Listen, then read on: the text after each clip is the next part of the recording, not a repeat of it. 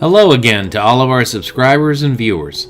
It's great to have you here with us as we explore the history of America's most well-known economy car, built by General Motors' Chevrolet division for a decade, from 1960 through 1969, in 2 generations.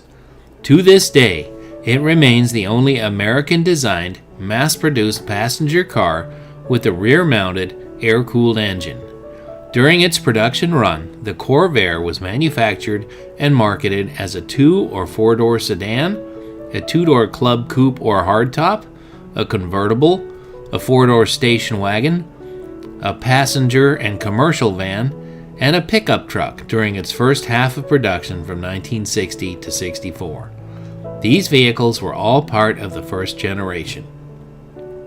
Body style offerings were reduced to a 2-door hardtop coupe, a convertible, and a 4-door hardtop in its second generation from 1965 through the model's end in 1969. The name Corvair originated by combining the names of 2 of the most popular Chevys during the 1950s, the Corvette and the Bel Air. This moniker was first used in 1954 for a Corvette-based concept car with a hardtop, fastback-style roof, and was a part of GM's Motorama traveling exhibition. By the late 1950s, the physical size of even the entry-level models offered by American auto manufacturers had grown considerably. The market for the smaller vehicles that had been available in the past had all but been abandoned. However, there was one noticeably smaller car that had been doing quite well with new car buyers throughout the 1950s. The Nash Rambler had sold well since its introduction, and when the recession in 1958 hit the American economy, this car was well positioned for buyers who wanted a more economical car to keep on the road. Overseas, smaller cars were the norm for years, so supplying these cars to a huge market like the US was a natural progression. Many of these cars were advertised as a second vehicle for what was becoming a common occurrence, the 2-car family.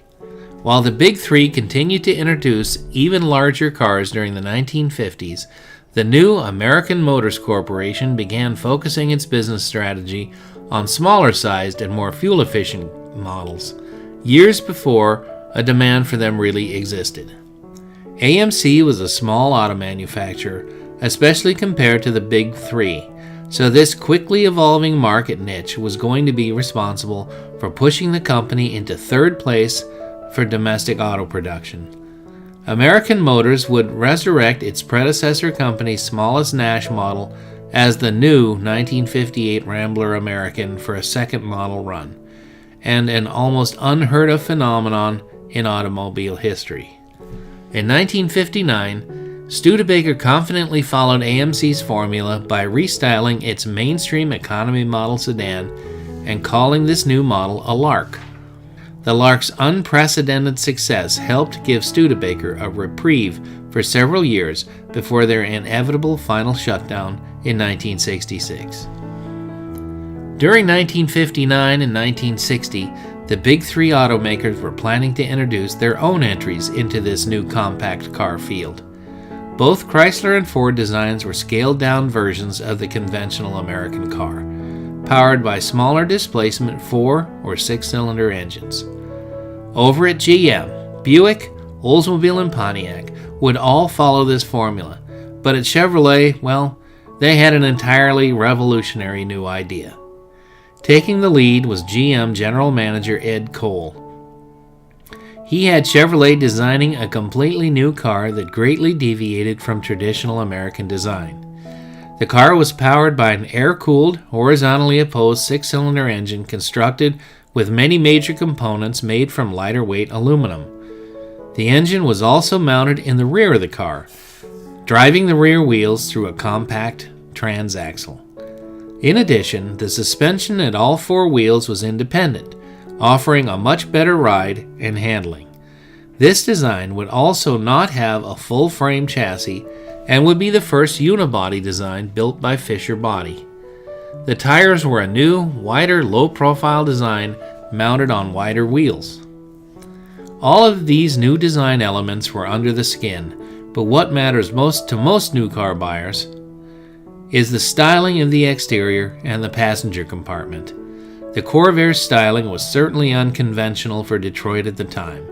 Elegant, yet contemporary, with no tail fins, excessive chrome, or even a chrome grille. Bill Mitchell and his talented design team received an Industrial Designers Institute in New York award for their final styling of the 1960 Corvair. The new car's engineering earned GM numerous patents, and high accolades were bestowed on Mr. Cole by Time magazine, featuring the Corvair on the cover, while Motor Trend magazine named the Corvair its 1960 Car of the Year.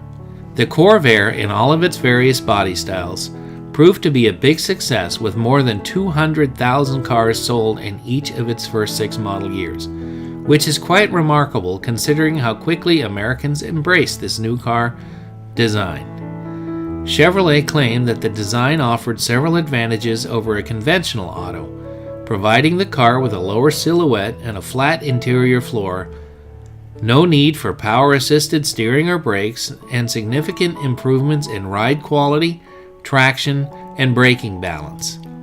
Although the concept of a rear-mounted engine had been done in the past, the Corvair and the air-cooled Volkswagens of the time were the most prolific and thus iconic of all. The first models came in 2 series, 500 and 700 4-door sedans. These were the only models available in introduction, powered by the standard aluminum flat 6 that produced 80 horsepower and was either equipped with a 2-speed power glide transaxle or a floor-mounted shifted 3-speed manual. 500 and 700 Club Coupes became available in January of 1960, all powered by the same 140 cubic inch power plant that were found in the earlier 4-door cars.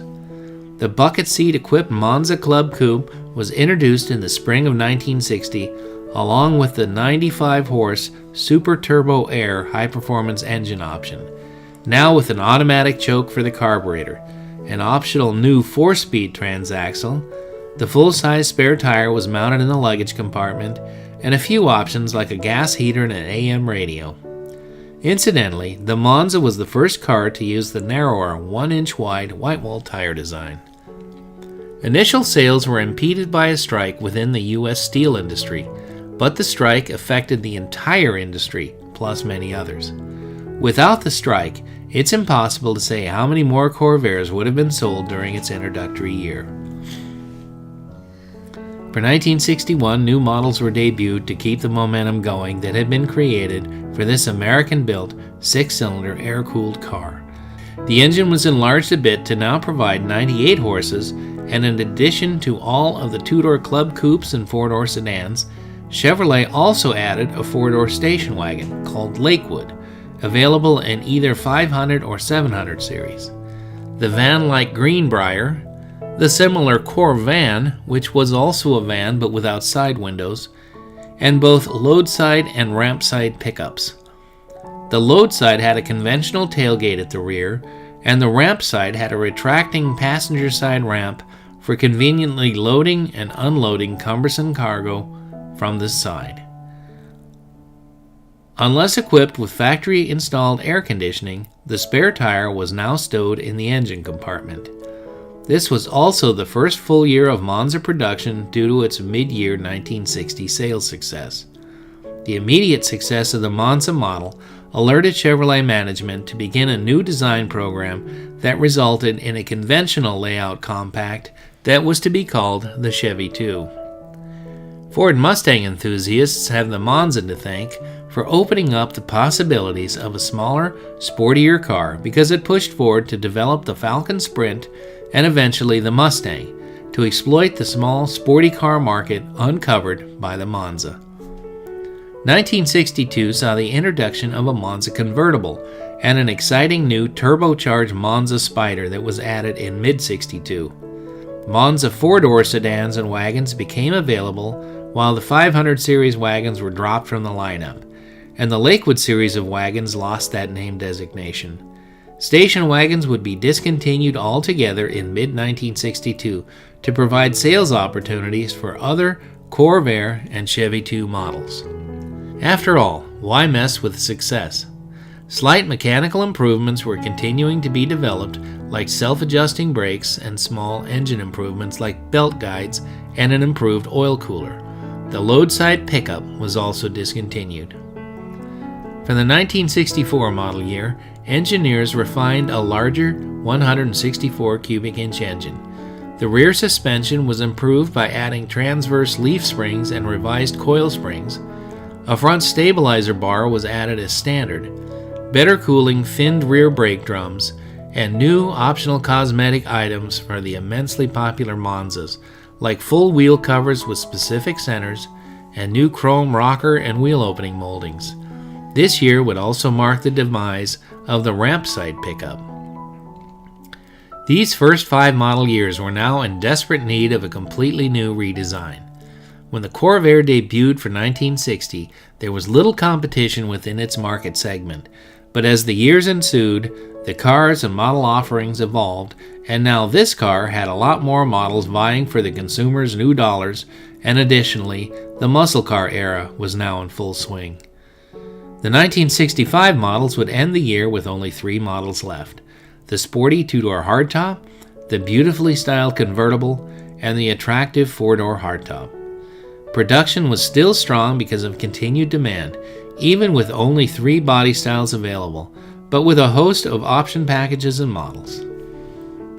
In the history of the Corvair, 1965 is significant because during this year, well-known consumer advocate Ralph Nader wrote a book called Unsafe at Any Speed, specifically targeting the Corvair and what his perceived design flaws were about it, with the potential for rollover crashes being the most noteworthy. Almost immediately, the Corvair's reputation and legacy, as well as those of General Motors, were tarnished by accusations about its handling flaws. Eventually, Nader's unfounded accusations were proven false by a 1972 National Highway Traffic Safety Administration report. Support for the tests conducted at College Station, Texas, was provided by the Texas Transportation Institute at Texas A&M University's Research Foundation. Nonetheless, the damage was done. Because of customer perceived safety issues, Chevrolet equipped all of the 1966 Corvair models with windshield washers, larger tail lamp lenses, backup lamps, padded visors and instrument panel, a day-night mirror, and 4 lap belts were also provided, all standard equipment. Manual transmissions were improved, and late cars added a U-joint to the steering shaft in conjunction with floor reinforcement to reduce the risk of a column collapse in collisions. Tire size was upgraded along with a thinner white wall. New spoke wheel covers debuted with specific model centers, and the front-mounted Chevy emblem was now blue. New optional equipment included headrests, shoulder harnesses, a 4-speaker Delco FM stereo multiplex stereo system, and a power rear antenna. New smaller air conditioning condensers were mounted behind the engine, and Monzas and Corsas featured black crinkle finish on their instrument panels. Well-known racer and performance Chevrolet new car dealer Don Yanko, who had been racing Corvettes, found he was unable to successfully compete against the Carroll Shelby-built GT350 Mustangs after they arrived on the scene. At the time, the decision was made to race modified Corvairs, beginning with the 1966 model. As the stock Corvair did not fit into any of the SCCA categories, Yanko had to modify 4 carburetor Corsas into sports cars by removing the back seat. In the process, he introduced various performance improvements. Because the SCCA sanctioning body required at least 100 cars be manufactured to legalize any model for production racing, Yanko completed 100 Stingers during 1 month in 1965. All were white, as the SCCA required for American cars at the time. There was a great deal of variety between the individual cars since all were hand-built. Some had exterior modifications including fiberglass engine covers with spoilers. Some received engine upgrades, developing 160, 190, 220, or even 240 horsepower.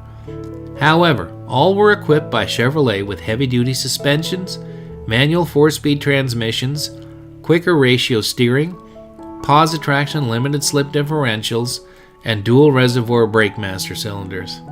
Because most of the cooling in air-cooled engines is done by the circulating motor oil, an oil cooler was critical for competition use. These Yenko-modified Corvairs mounted the oil cooler on the rear external body section above the left wheel. From 1967 through the end of production in May of 1969, safety improvements continued and the discontinuation of various models and options. For brevity's sake, I won't be going into all of these right now, because our focus here is really on the earlier cars. The last few months of production cars were hand-built on a special offline area of the Willow Run plant. Well, that wraps up our look at this fascinating chapter in automotive history. Corvairs still have a following of enthusiasts that acquire, restore, maintain, and exhibit these air-cooled wonders, well over half a century from their decade of production.